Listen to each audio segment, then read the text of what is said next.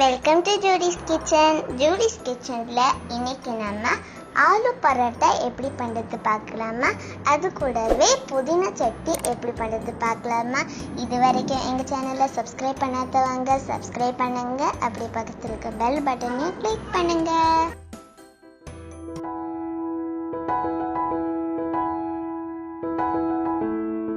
இந்த ஆலு பரோட்டா பண்ணுறதுக்கு ஃபர்ஸ்ட்ல 3 உருளைக்கிழங்கு இப்போ நான் வேக வைக்க போகிறேன். உருளைக்கிழங்கு வேக வைக்கிறப்ப பார்த்தீங்கன்னா நல்லா உங்களுக்கு மசிஞ்சு வேகணும். நீங்கள் எப்போவுமே இந்த மாதிரி ஸ்டீம் பண்ணி வேக வச்சிங்கன்னா கொஞ்சம் நல்லாயிருக்கும். ஸோ வேக வைக்கிறப்போ ஒரு 3லேருந்து 4 விசில் அந்த மாதிரி விட்டுருங்க. அப்போ தான் உங்களுக்கு மீடியம் ஃப்ளேமில், அடுப்பை மீடியம் ஃப்ளேமில் வச்சுட்டு ஒரு 4 விசில் விட்டுட்டிங்கன்னா நல்லா உங்களுக்கு உருளைக்கிழங்கு மசிஞ்சு வந்துடும். ஸோ அடுத்ததாக இப்போ நம்ம மாவு ரெடி பண்ணிடலாம். சப்பாத்திக்கு மாவு பசைஞ்சிடலாம். 2.5 கப் மாவு எடுத்துருக்கிறேன். மாவுக்கு தேவையான அளவு உப்பு, 2 டேபிள் ஸ்பூன் எண்ணெய் ஊற்றிக்கலாம். இது எல்லாத்தையுமே தண்ணி சேர்க்காம நல்லா இந்த மாதிரி மிக்ஸ் பண்ணி விட்டுருங்க. இப்போ அடுத்ததான் நம்ம இந்த மாவுக்கு தேவையான அளவு தண்ணி கொஞ்சம் கொஞ்சமாக சேர்த்து மாவை நல்ல ஒரு சாஃப்டான பதத்தில் பிசைஞ்சு எடுத்துடலாம்.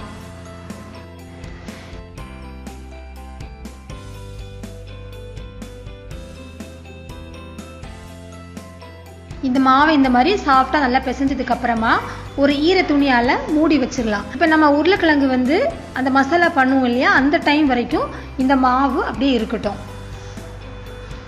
இப்போ நம்ம குக்கர் திறந்து பார்க்கலாம். பார்த்தீங்களா, உருளைக்கிழங்கு இது எவ்வளோ சாஃப்ட், அது பார்த்தாலே உங்களுக்கு தெரியும்.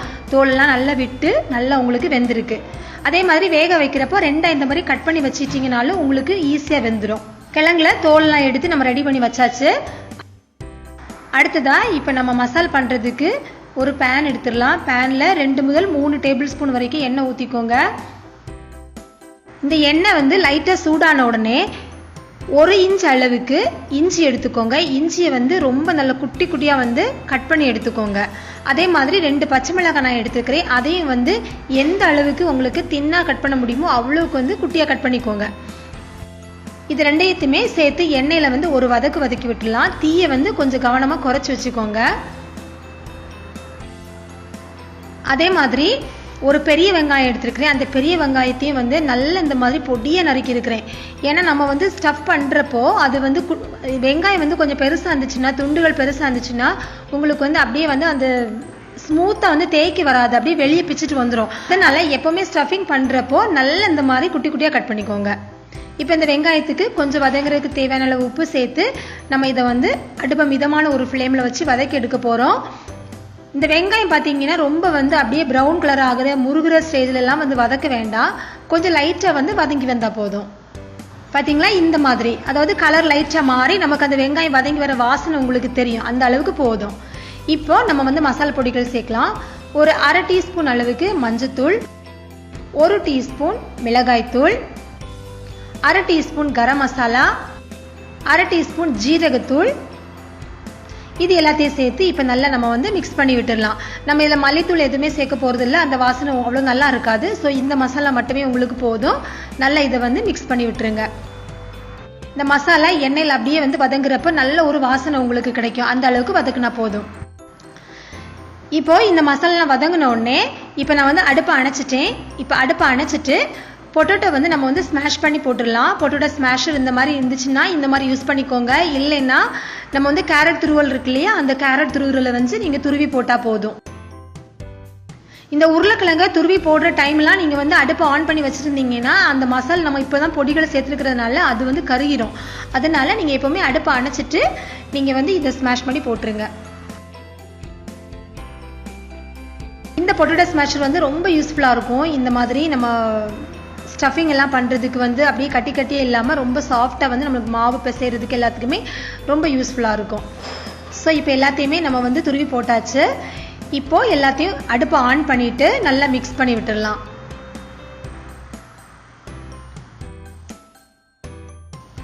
மசாலா எல்லா பக்கமும் நல்லா மிக்ஸ் ஆனதுக்கு அப்புறமா இந்த மசாலாவுக்கு தேவையான அளவு உப்பு நீங்கள் சேர்த்துக்கோங்க.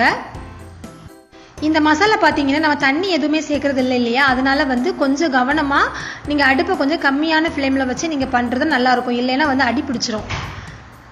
ஸோ ஒரு சின்ன ஒரு புளிப்பு சுவை வந்து இந்த மசாலாக்கு இருந்துச்சுன்னா உங்களுக்கு நல்லா இருக்கும். அதுக்காக 1 டேபிள் ஸ்பூன் அளவுக்கு எலுமிச்சம்பழம் ஜூஸ் சேர்க்குறேன். அப்புறமா 1 கொத்து மல்லி இலையை பொடியாக நறுக்கி அதையும் சேர்த்து இப்போ நம்ம மிக்ஸ் பண்ணிடலாம். அவ்வளோதான், மசாலா ரெடி ஆயிடுச்சு. இப்போ நம்ம வந்து அடுப்பை அணைச்சிடலாம். இது இப்போ ஆறட்டும். ஆறுனதுக்கு அப்புறமா குட்டி குட்டி பால்ஸா வந்து நம்ம வந்து இதை எடுத்து ஸ்டஃப் பண்ண போறோம். மசாலா பண்ற டைம்ல பாத்தீங்கன்னா மாவு உங்களுக்கு நல்ல மெதுவா அழகா வந்து உப்பி வந்திருக்கு, பாத்தீங்கன்னா நல்ல சாஃப்டா இருக்கு. ஸோ இப்போ நம்ம வந்து இந்த ஆலு பரோட்டா பண்ணுறதுக்கு கொஞ்சம் பெரிய பெரிய பால்ஸாக தான் வந்து நம்ம எடுக்கணும். ஸோ எல்லாமே வந்து உங்களுக்கு ஈவனான சப்பாத்தியாக வர்றதுக்கு நல்ல இந்த மாதிரி ரோல் பண்ணிக்கோங்க. ரோல் பண்ணிவிட்டு ஒரு நைஃப் எடுத்து நீங்கள் வந்து ஈவனாக கட் பண்ணி எடுத்துட்டு அப்புறமா நீங்கள் உருட்டுனீங்கன்னா உங்களுக்கு வசதியாக இருக்கும். அது உங்கவுங்க இஷ்டத்தை பொறுத்து நீங்கள் செஞ்சுக்கோங்க. இந்த ஆலு பரோட்டா பண்ணுறப்போ நீங்கள் வந்து சப்பாத்தி உருண்டைகள் கொஞ்சம் பெருசாக பண்ணிக்கோங்க. ஏன்னா நம்ம வந்து உள்ளாடி வந்து ஸ்டஃபிங் பண்ணுறதுனால கொஞ்சம் பெருசாக இருந்தால் தான் உங்களுக்கு வந்து அது தேய்க்கிறதுக்கு நல்லா வரும். மேக்ஸிமம் வந்து இந்த பால்ஸ் நம்ம உருட்டுறப்போ அதில் வந்து வெடிப்பு இல்லாத மாதிரி நீங்கள் வந்து உருட்டிட்டீங்கன்னா உங்களுக்கு சப்பாத்தி நல்லா சாஃப்டாக வரும்.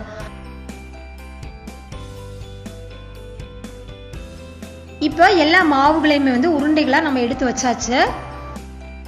அதே மாதிரி மாவு வந்து நல்லா தேய்க்கிறதுக்கு வந்து கொஞ்சம் தாராளமாக நீங்கள் எடுத்துக்கணும். அப்போ தான் வந்து உங்களுக்கு ஒட்டாமல் வரும். இல்லைன்னா வந்து அப்படியே வந்து ஏன்னா உள்ளே வந்து அந்த ஈரப்பதம் இருக்கும்ல மசாலாலாம், அப்போ வந்து சீக்கிரமாக வந்து உங்களுக்கு ஒட்டிடும். நீங்கள் ஆயிலெல்லாம் தேய்ச்சி பண்ணுறதை விட பெட்டர் வந்து கொஞ்சம் அதிகமாக நம்ம யூஸ் பண்ணுற இந்த சப்பாத்தி மாவே போதும். அது கொஞ்சம் நல்லாவே வந்து நீங்கள் போட்டு அதில் நீங்கள் பரட்டி எடுத்தீங்கன்னா உங்களுக்கு ரொம்ப வந்து ஒட்டாமல் நல்லா ஈஸியாக செஞ்சிடலாம். இது ஃபர்ஸ்ட்ல ஒரு உருண்டை எடுத்து இந்த மாதிரி கையால் வந்து நல்லா அழுத்திக்கோங்க. அழுத்திட்டு ஒரு நம்ம உள்ளங்கை அளவுக்கு அந்த அளவுக்கு வந்த உடனே நம்ம எடுத்துருக்கக்கூடிய அந்த சப்பாத்தி உருண்டையோட அளவில் பாதி அளவுக்கு மசாலா எடுத்துக்கோங்க. அதே அளவு எடுத்துடாதீங்க, அப்படியே பிச்சுட்டு வெளியே வந்துடும். இந்த மசாலா வந்து உள்ள உங்களுக்கு வந்து கம்ஃபர்டபுளாக வைக்க முடியாது. அதனால எப்போவுமே எந்த அளவுக்கு நீங்கள் வந்து சப்பாத்தி பால் எடுக்கிறீங்களோ அந்த அளவுக்கு பாதி அளவு வந்து உருளைக்கிழங்கு மசாலா உருண்டை வந்து நீங்கள் எடுத்துக்கோங்க. இப்போ இந்த மாதிரி அதோட நடுவில் வச்சுட்டு வந்து நம்ம அப்படியே மடித்து இந்த மாதிரி வந்து எல்லா பக்கமும் வந்து ஒட்டி விட்டுடலாம். ஃபர்ஸ்ட்ல எல்லா பக்கம் சேர்த்துட்டு அப்புறமா நடுவில் இந்த மாதிரி முடிச்சு மாதிரி எடுத்து நல்ல வந்து சாஃப்டான ஒரு ப்ரெஷர் கொடுத்து நீங்கள் வந்து கையில் வந்து நல்ல ஒரு பாலில் வந்து நல்லா உருட்டி எடுத்துக்கோங்க. இந்த மாதிரி இப்போ இந்த மாதிரி நான் வந்து மசாலா எல்லாமே நடுவில் வச்சு இந்த மாதிரி உருட்டி எடுத்தாச்சு.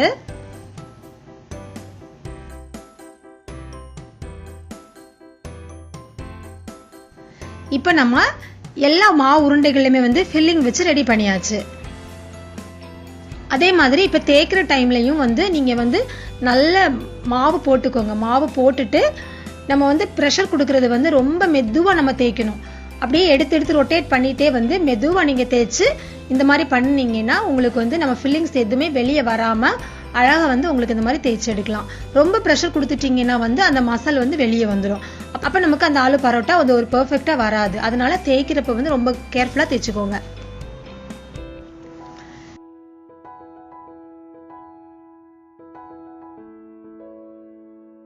இப்போ ஒரு பேன் எடுத்துக்கோங்க.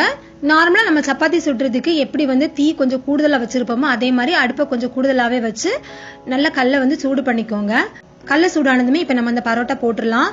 ஒரு பக்கம் வந்து ஒரு 30-40 செகண்ட் ஆனோடனே உடனே வந்து நீங்கள் திருப்பி போட்டுருங்க. இது எப்படி நம்ம வந்து சப்பாத்தி செய்வோமோ அதே மாதிரி தான். மறுபடியும் வந்து ஒரு பக்கம் லைட்டாக குக் ஆனோடனே அடுத்த பக்கம் திருப்பி போட்டுட்டு அந்த கரண்டியால் லைட்டாக அந்த மாதிரி ப்ரெஸ் பண்ணிங்கன்னா நல்லா வந்து உங்களுக்கு வந்து பூரி மாதிரி பார்த்தீங்களா எப்படி உப்பி வருது அப்படின்னு. இப்படி வந்தாலே வந்து உங்களுக்கு வந்து ஆலு பரோட்டா அவ்வளோ சாஃப்டாக இருக்கும். ஸோ இனி வந்து இதுக்கு மேலே வந்து உங்களுக்கு நெய் அல்லது பட்டர் இல்லை ஆயில் எது வேணாலும் நீங்கள் போட்டுக்கலாம். ஏன்னா நம்ம மாவெல்லாம் போட்டு நம்ம அதிகமாக போட்டு இது வந்து தடவுறதுனால மேலே வந்து கொஞ்சம் ட்ரை ஆகிடக்கூடாது. கண்டிப்பாக வந்து நீங்கள் இந்த மாதிரி ஆயில் இல்லைனா பட்டர் ஏதாச்சும் நீங்கள் வந்து மேலே வந்து அப்ளை பண்ணிக்கோங்க. ஸோ இப்போ நம்மளுடைய சூப்பரான சாஃப்டான ஆலு பரோட்டா ரெடி ஆயிடுச்சு. இப்போ இந்த ஆலு பரோட்டா கூட நம்ம வந்து தொட்டுக்கிறதுக்கு ஒரு சூப்பரான காரசாரமான புதினா சட்னி எப்படி பண்ணுறதுன்னு பார்க்கலாம். 2 நிமிஷம் தான் ஆகும். நம்ம அந்த சப்பாத்தி வந்து பண்ணி முடிக்கிறதுக்குள்ளாடி இதை வந்து நம்ம சைடில் பண்ணிடலாம். அவ்வளோ ஈஸி தான் இது பண்ணுறதுக்கு. ஒரு பேனில் 2 டேபிள் ஸ்பூன் எண்ணெய் ஊற்றிக்கோங்க. எண்ணெய் சூடான உடனே ஒரு 3 டேபிள் ஸ்பூன் அளவுக்கு உளுத்த பருப்பு போட்டு அதை வந்து லைட்டாக வந்து அந்த ப்ரௌன் ஆகுறது வரைக்கும் இந்த மாதிரி வறுத்து எடுத்துடலாம். காரத்துக்கு இப்போ நான் 2 பச்சை மிளகாய் சேர்க்கிறேன். பச்சை மிளகாய் வந்து எண்ணெயில போடுறப்போ கிள்ளி போட்டுக்கோங்க, இல்லைன்னா வந்து அப்படியே வந்து அந்த ஆயில்ல வந்து வெடிச்சிரும் அது. அதுக்கப்புறமா வந்து ஒரு கைப்பிடி அளவுக்கு புதினா இலை அதை போட்டு ஒரு வதக்கு. புதினா இலை வதங்கி வரணும் அப்படின்னு அவசியம் இல்லை, லைட்டா ஒரு வதக்குனா போதும். ஒரு சின்ன துண்டு புளி, அதாவது ஒரு 1/2 இன்ச் அளவுக்கு போதும், ஏன்னா ரொம்ப புளிப்பு போட்டுறக்கூடாது. ஒரு 1/2 இன்ச் அளவுக்கு புளி, ஜஸ்ட் ஒரு டேஸ்ட்டுக்காக தான். அப்புறமா வந்து ஒரு 1/4 கப் அளவுக்கு தேங்காய், அவ்வளவுதான். இப்ப நம்ம அடுப்பு அணைச்சிடலாம். அப்படியே கிளறி அந்த சூட்லயே வந்து அந்த தேங்காய் எல்லாம் வேகட்டும்.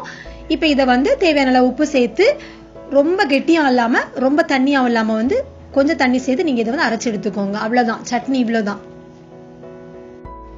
இப்போ நம்மளுடைய சூப்பரான ஆலு பரோட்டா, புதினா சட்னி, அப்புறமா இது கூட வந்து எல்லாருக்குமே ரொம்ப பிடிச்ச தயிர் பச்சடி, அது வந்து சேர்த்துக்க விருப்பம் இல்லாதவங்க இந்த சட்னி மட்டும் வச்சு நீங்க சாப்பிட்டுக்கோங்க. ஆனா வந்து இந்த 2 காம்பினேஷனுமே ரொம்ப நல்லா இருக்கும். ஸோ இன்னைக்கு நாங்க வந்து பரோட்டா, அப்புறமா புதினா சட்னி, தயிர் பச்சடி பண்ணியிருக்கிறோம். இந்த சூப்பரான ஆலு பரோட்டா வந்து நீங்களும் கண்டிப்பா ட்ரை பண்ணி பாருங்க. இந்த வீடியோ உங்களுக்கு பிடிச்சிருந்துச்சுன்னா லைக் பண்ணுங்க, ஷேர் பண்ணுங்க. இந்த வீடியோ பத்தின கமெண்ட்ஸ் எனக்கு போஸ்ட் பண்ணுங்க. தேங்க்யூ.